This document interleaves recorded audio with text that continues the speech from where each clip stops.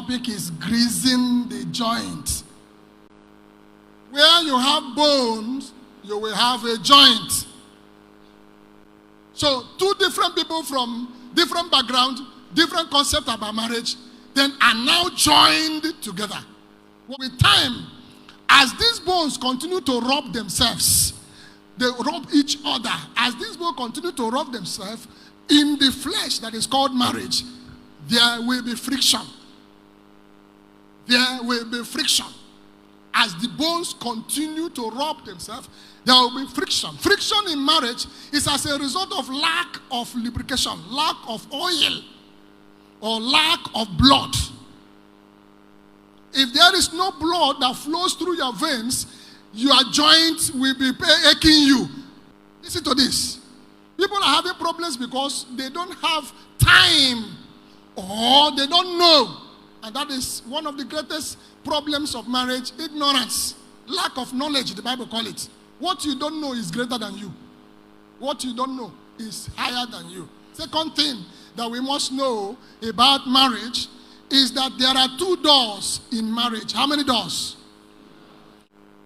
Two doors in marriage. Number one door is the one that leads to living room. The first door leads to living room.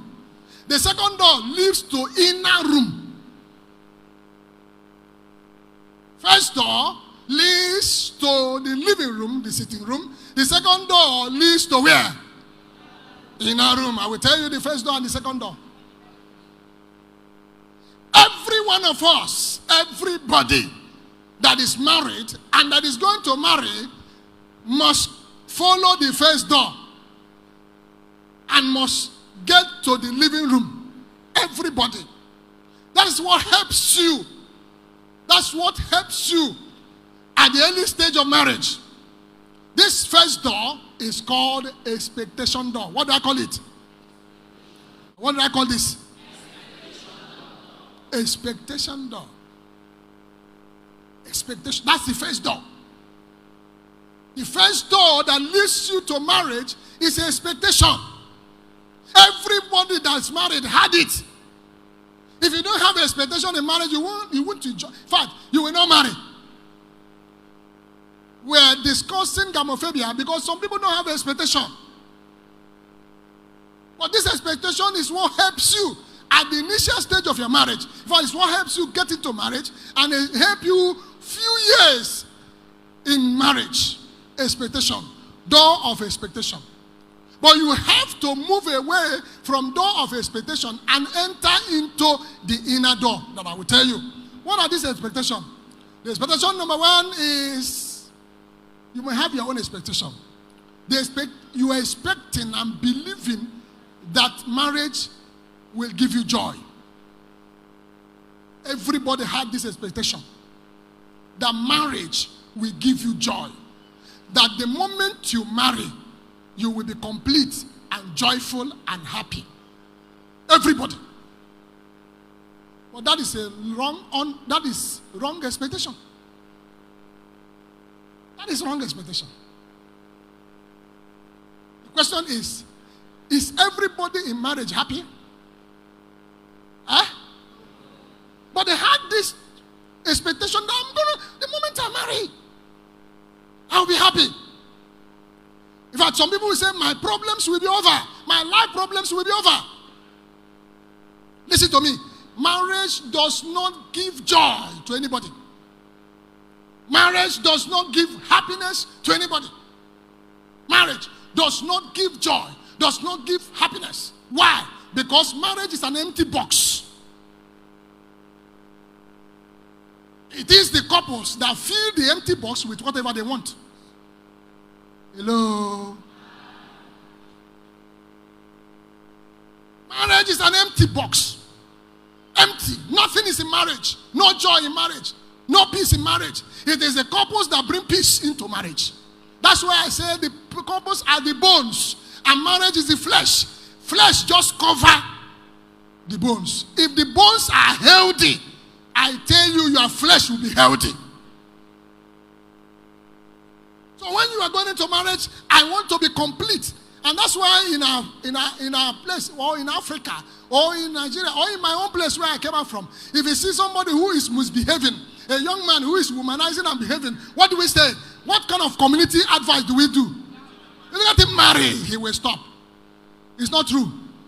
Marriage does not stop adultery. Marriage does not stop sexual sin. I tell you the truth. What stops this thing is self-control. Hello. So you're going into marriage, let me have peace. If you don't have peace and going into marriage, you will never have peace. Because what will make you angry is there waiting for you. Because the second bone will tell you, look, you are cracking me. I don't want this. If you are into marriage because you want to say, sit down, and somebody will sit down. Stand up, and somebody will stand up. The commander-in-chief, C of the armed forces of the family. I want to marry a girl that will obey me and respect me. You are looking for a housemaid, not a wife. So if you had in mind that you are looking for a girl that you say, sit down, and the girl say, thank you, you stand down.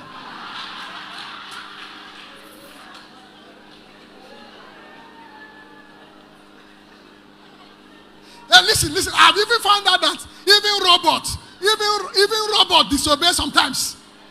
Robots disobey sometimes. When it has a mechanical fault, and you remote it, he will say, no, I'm not going.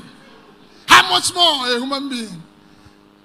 So if you are looking for a place to command, enter army and command junior officers, not in house, not in the family. People expect that marriage will work automatically. All they need, especially Christians, all they need is just to pray, and God will do the magic, and their marriage will be okay. It's a lie. See, listen to this.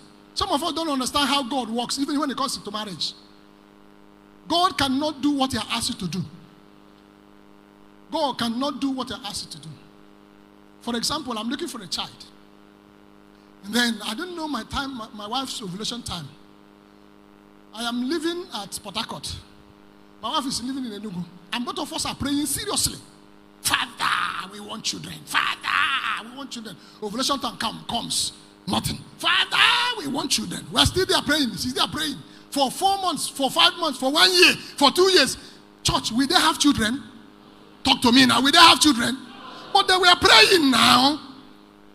Because you can't break God's law.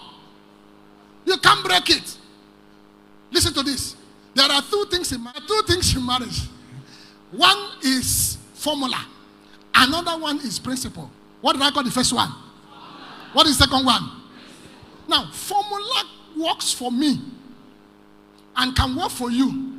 It may not work for another person. A friend came to my house and said, Pastor, we have 5 children already. We have, 6 children already.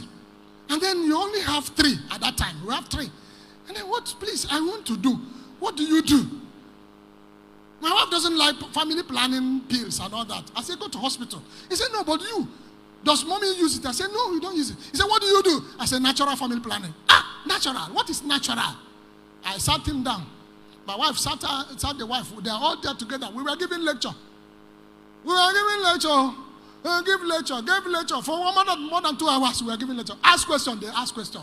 You know how to read your calendar. You know this one. After asking question, that month, the wife took him.